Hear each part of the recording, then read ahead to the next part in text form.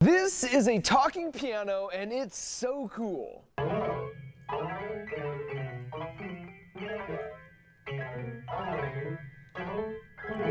And his name is Chopsticks.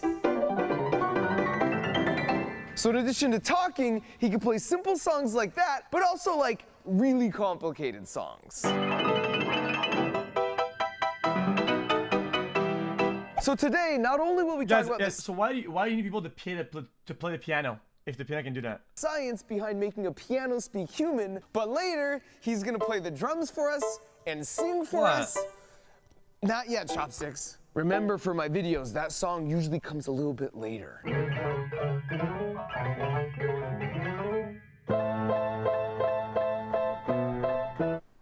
Oh, that's kind of cool, actually. Anyways, then he's gonna attempt to play the world's most complicated digital piano song from sheet music boss, Rush E.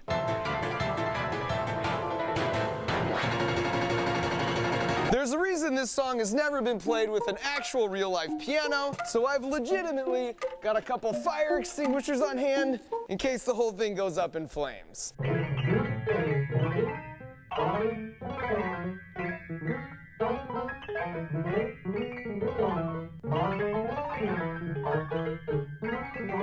But before we get to any of that, we need to first understand the really cool engineering behind how pianos even work. Because if you look at the guts of this modified see-through piano, for something that was invented by an Italian dude 300 years ago, you can see it's pretty complicated. And it's still the same thing? If you zoom in and just isolate on a single key, this is what's happening every time you push down on the white part. And if you're thinking like an engineer, you know the best design is always the one that gets the job done in the most simple way possible. And when I first saw this, no offense to Bartolome Cristofori, the inventor of the piano, it just seemed overly complicated. I mean, the first piano I ever played was pretty dang simple. Like, why can't you just have a class 1 lever where when I push down here, there's a fulcrum in the middle and it hits the string here? Well, it turns out there's 2 problems with that right off the bat. The first is that the hammer remains in contact with the string when you hold the key down. That means the string isn't free to wiggle and vibrate, which is how the sound is created. Like with this guitar, makes sense. It sounds great until you touch the strings.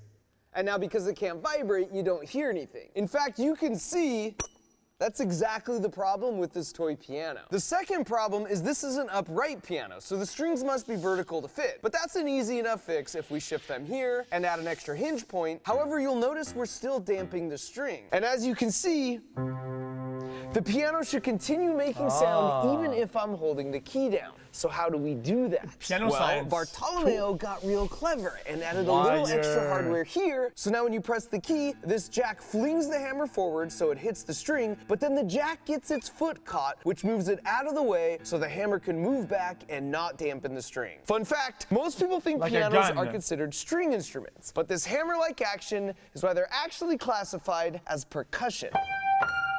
Like a gun. Okay, so now if I press the key down, it will continue to make noise. But wait, if I let my finger go, the sound should stop. So something is damping that string. But if you look in our current build, you can see if I let the key go, there's nothing to stop the string from just continuing to vibrate and make sound. To solve this, Bartolomeo added an extra pivot point and some more hardware. So now you see this damper rests on the string and keeps it quiet until you press the key down. Then the hammer strikes, then it's free to vibrate and create noise all the way up to the moment the key is released. And finally, if I want to play a note really quickly and repeatedly like this, shit, this guy was actually kind of smart. I need the hammer to be close to the string and not way back here like this. So by adding this backstop, it keeps the hammer close after each hit in case I need to quickly hit it again. So there you have it. Apologies to my fellow engineer Bartolomeo. It turns out it's only as complicated as it needs to be and no more. It's also sort of simplistically beautiful that all that functionality is from only one input every time you press a single key. Now, Chopsticks here is a special case, not only because he's see-through, but because he can play himself. And it is true, pianos that play themselves have been around for over 100 years, but there's an important difference here. An old player piano works by scrolling through a paper sheet like this, and when it encounters a hole, it passes air through, which plays the key. So all the keys are played at full force, and the timing isn't very precise. Whereas Chopsticks here is a modern version that uses a solenoid to actuate the key. We place the solenoids right here, so when the rod extends, it's no different than someone actually pressing the key. You can see them all lined up along here. But with solenoids, not only do you get your timing down to fractions of a second, but you have 127 different levels of increasing force to press a piano key, which means you can make perfect recreations of a human player. So here's my friend Andrew from the YouTube channel Sheet Music Boss playing a simple sea shanty and then recording it as a MIDI, and then Chopsticks uses that MIDI to play it back perfectly. Only since he's not limited to a mere 10 little fingers, the songs can get more complicated.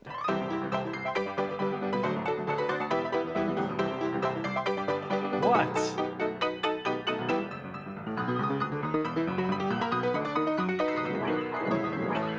Guys, it's why I stopped playing chess. I'm like, if the computer can do it better than the Wi-Fi. But it can do even better than that, because those 88 precision solenoids allow him to make crude reproductions of entire bands. See if you can pick out the singer's actual voice in this classical piece of music history.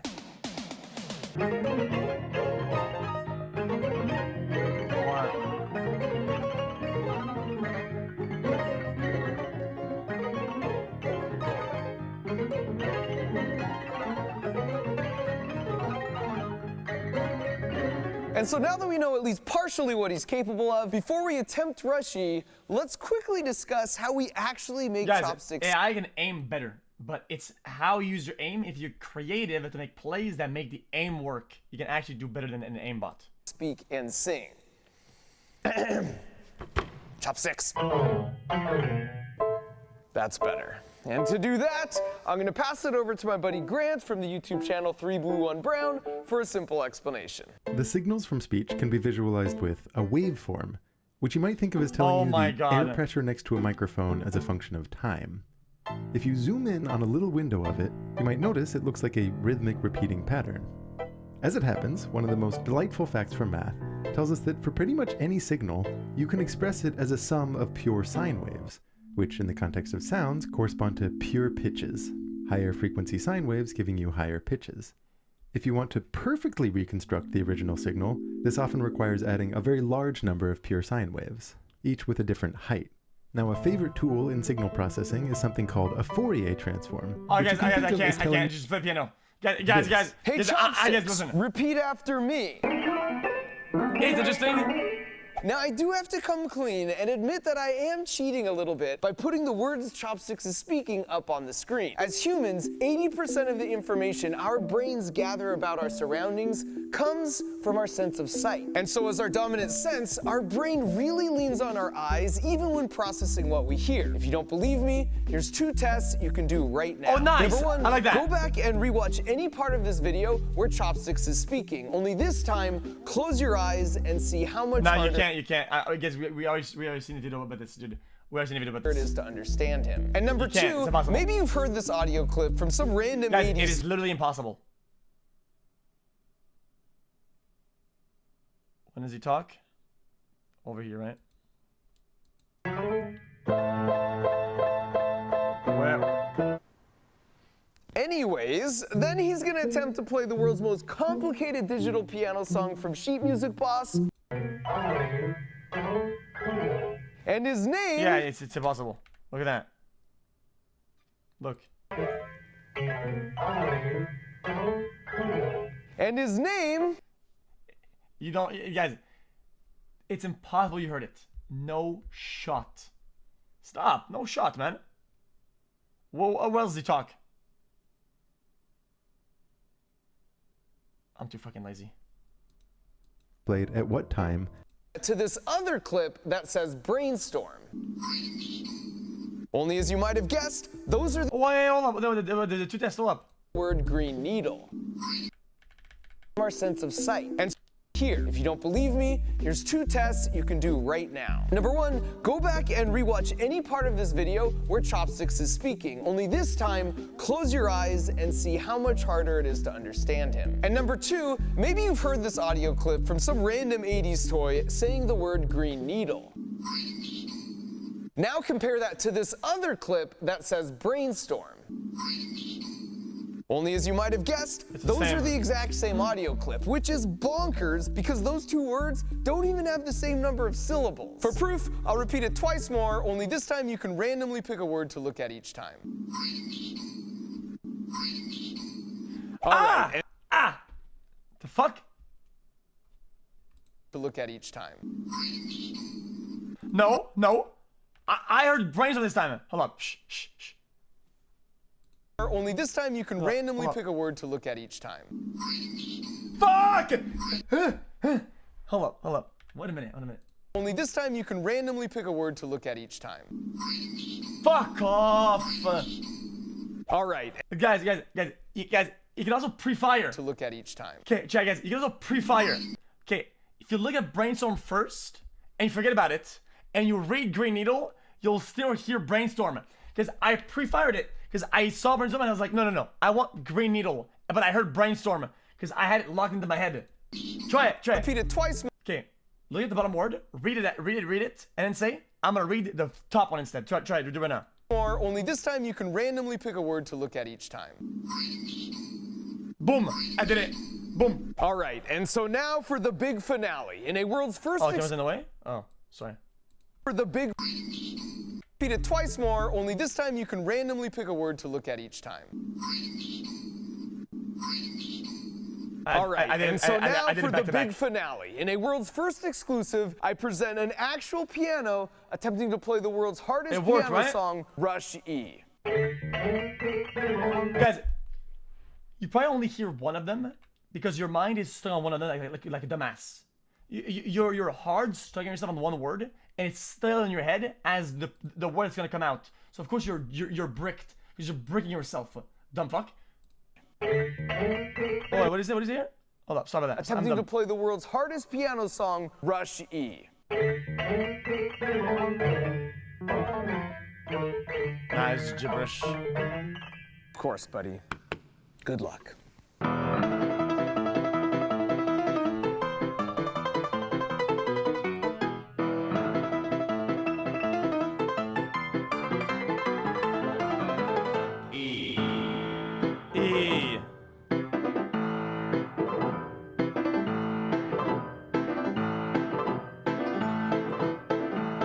I think this is just drawings.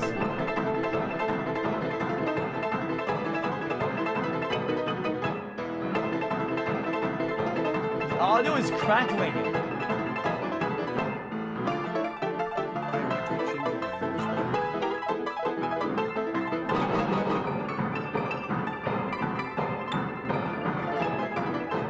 Wait, guys, why is there audio crackling in this?